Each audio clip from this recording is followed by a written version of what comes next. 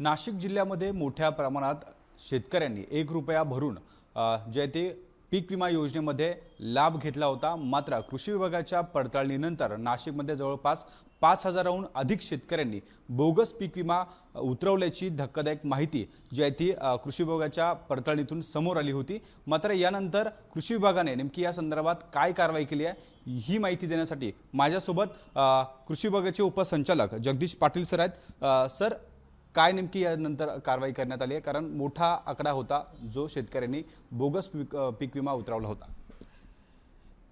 आपल्याला खरीप हंगामामध्ये काही शेतकऱ्यांनी 1 रुपयात पीक विमा योजनेचा भाग घेताना त्यांच्या क्षेत्रावर त्या पिकाची लागवड केलेली नसताना विमा उतरवण्याचं निदर्शनास आलेलं होतं।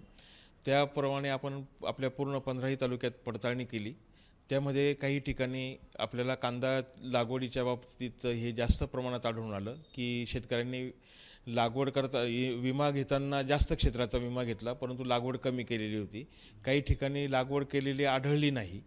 तर असं जवळजवळ 5,172 शेतकऱ्यांनी साधारणतः 3,600 हेक्टर क्षेत्रावर जास्तीचा विमा घेतलेला होता। तर हे जे काही आढळून आलं त्याच्यानंतर आपण शासनाकडे अहवाल दिला आयुक्तालयाला की बुवा हे जे शेतकरी आहेत त्यांनी पडताळणी अंती आपल्याला इथे क्षेत्रावर पीक विमा आढळले, आपलं पिकाची नोंद आढळलेली नाही आहे।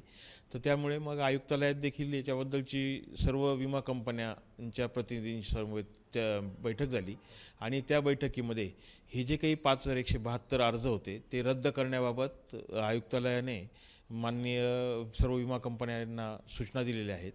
आपले विभागीय कृषी सहसंचालक काटकर साहेब, जिल्हा अधीक्षक कृषी अधिकारी शिरसाट सर यांच्या मार्गदर्शनाखाली सर्व तालुक्यांमध्ये ही मोहीम राबवून जे काही पडताळणी केली त्याच्यानुसार अहवाल सादर केलेला आहे आणि त्यांचे विमा रद्द होणार आहे। सर, मोठा आकडा होता शेतकऱ्यांचा जो बोगस पीक विमा उतरवला होता। आता शासनाने निर्णय देखील महत्त्वाचा घेतला आहे। संपूर्ण शेतकऱ्यांचं जे बोगस पीक विमा उतरवला होता तो आता स्थगित करण्यात आला आहे, रद्द करण्यात आला आहे। नेमके कोणत्या पीकधारक जे शेतकरी होते यामध्ये सर्वाधिक जास्त संख्येने होते? यामध्ये मुख्यतः कांदा हे पीक जास्त प्रमाणात आढळून आलेलं होतं की त्यामध्ये शेतकऱ्याचाही हेतू विमा उतरवून फसवणुकीचा आढळलेला नाही आहे। काय झालं, त्यावेळेस पावसाचं प्रमाण जास्त झाल्यामुळे रोप खराब झालं होतं। त्याच्यामुळे समजा त्याने 3 एकरचा विमा उतरवला गेला पण लागवड 1च एकर झाली असं आढळून आल्यामुळे हे झालं। फक्त एवढंच की त्याच्यात नंतर ही प्रोसेस नव्हती की त्यांनी जर क्षेत्र कमी केलेलं आहे तर त्या पद्धतीने त्यांनी कळवलेलं नसल्यामुळे तो शासनाला पैसा भरावा लागला असता। यामध्ये जो काही पैसा भरावा लागतो म्हणजे शेतकरी 1 रुपयाच भरतो, पण शेतकऱ्याच्या वतीने जवळजवळ राज्य शासन 7,300 रुपये आणि केंद्र शासन जवळजवळ 2,700 असं 10,592 रुपयाचा विमा हप्ता जो आहे त्या विमा कंपनीला शासनाच्या वतीने भरला जाणार होता। मग तो जो 3,670 हेक्टरचा जो हप्ता शासनाला भरावा लागणार होता त्याच्यापुढे 3,88,00,000 रुपयाची जी रक्कम होती ती शासनाची वाचली आहे। म्हणजे शासनाला जो भुर्दंड पडणार होता तो वाचला आहे। आणि यापुढे आपण सर्व शेतकऱ्यांनाही आवाहन करतो की जर पीक विमा काढला असेल तर ज्या क्षेत्रात जे पीक उभं आहे त्याच्या उतार्यावरती नोंद जरी नसेल तर स्वयं घोषणापत्र देताना जे पीक आहे त्याचाच पीक विमा उतरवावा। आणि ह्या योजने ही शेतकऱ्यांसाठी खूप फायद्याची आहे। तर तिच्यामध्ये शेतकऱ्यांनी जर सहभाग घेताना त्यांचाही सहभाग प्रोत्साहन घेताना त्या पद्धतीने योजनेत भाग घेतला आणि अशा पद्धतीची गोष्ट पुनरावृत्ती होणार नाही याच्या पद्धतीने सगळ्यांनी दखल घेतली घेतली तर आपण ह्या चांगली योजना आज आपल्याकडे राबवली जाते। गेल्या वर्षी जवळजवळ 862 कोटी रुपये हे खरीप हंगामात पीक विमा पोटी शेतकऱ्यांना मिळालेले आहेत। आपल्या सर्व तालुक्यांमध्ये या पीक विमा योजनेचा लाभ मिळालेला आहे। त्याच्यामुळे ही योजना शेतकऱ्यांची फायदेशीर असताना आज तिच्यामध्ये जे काही लॅक्युना झालेला होता तो दुरुस्त करतोय, पण शेतकऱ्यांनी तसा प्रतिसाद द्यावा असं मी आवाहन करतो।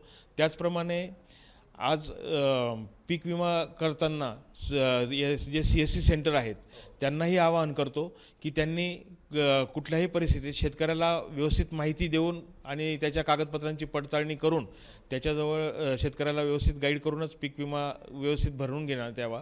कारण याच्यात CSC मार्फतच शेतकऱ्यांनी पीक विमा घेतला जातो आणि त्याच्यामध्ये मग काही ठिकाणी असं आढळून आलं की NA प्लॉटवर देखील पीक विमा भरलेला आहे. तर या पद्धतीची पुनरावृत्ती CSC सेंटरवाल्यांनी होणार नाही याची दक्षता घ्यावी असं आपण कृषी विभागामार्फत करतो. कृषी विभाग पुढच्या काळामध्ये नेमकी काय काय खबरदारी घेणार आहे? कारण मोठा आकडा होता आणि याचा पूर्ण भुर्दंड आहे तो सरकारच्या तिजोरीतूनच होणार होता. त्यामुळे आता कृषी विभाग नेमका या संदर्भात काय पुढच्या काळामध्ये दक्षता घेते? यासाठी आपण अशी दक्षता घेत आहोत की जनजागृती पीक विमा योजना जेव्हा राबवायची त्यावेळेस जनजागृती मोठ्या प्रमाणात करणार आहोत. पीक विमा कंपनीचे जे कार्यालय आहेत ते त्यांच्या कार्यालय त्यांना त्या कालावधीमध्ये पूर्णपणे खाली गावांपर्यंत जनजागृती करण्यासाठी पीक विमा CSC सेंटरला भेटी देण्यासाठी आपण पाठवणार आहोत. त्याचप्रमाणे पीक विमा भरताना जे काही कागदपत्र असतात तर त्याची पडताळणी करूनच त्यांना भरण्याबाबतचं आव्हान देत आहोत आणि ती यादी आल्यानंतर आम्ही परत आमच्या कृषी विभागाच्या काही जे काही आपले अधिकारी आहेत त्यांच्यामार्फत सगळ्याची खात्री करून मग आम्ही त्यांना देणार आहोत. सर, खरं तर पीक विमा योजना ही महत्त्वाची आहे आणि त्यामुळे कुठेतरी या योजनेमुळे जे आहे ते शेतकऱ्यांना फायदा देखील होत होता. मात्र आता शेतकऱ्यांकडनं बोगस पीक विमा उतरवल्यानंतर आता कृषी विभाग देखील येणाऱ्या काळामध्ये खबरदारी घेणार असल्याची माहिती मिळते आहे. कॅमेरामन किरण कटरेसह शुभम बोडके, ABP माझा, नाशिक. ABP माझा, उघडा डोळे बघा नीट.